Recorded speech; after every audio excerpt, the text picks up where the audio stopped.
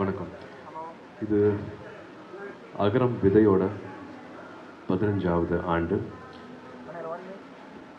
கல்வியே ஆயுதம், இதுதான் அகரமோட நம்பிக்கை. இன்னைக்கு அந்த நம்பிக்கை நினைவாயிருக்கு.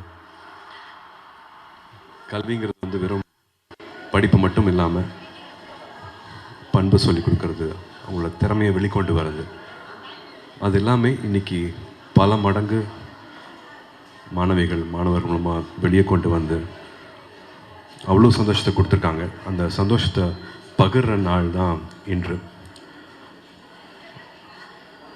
கிட்டத்தட்ட 6700 முதல் தலைமுறை சேர்ந்த மாணவர்கள் கல்லூரியில் சேர்ந்து பட்டதாரி ஆயிருக்காங்க.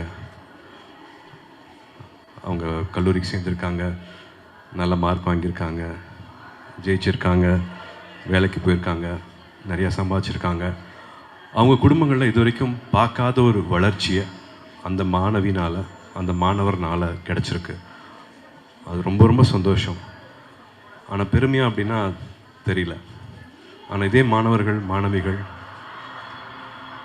பல மடங்கு திரும்ப கொடுத்துருக்காங்க.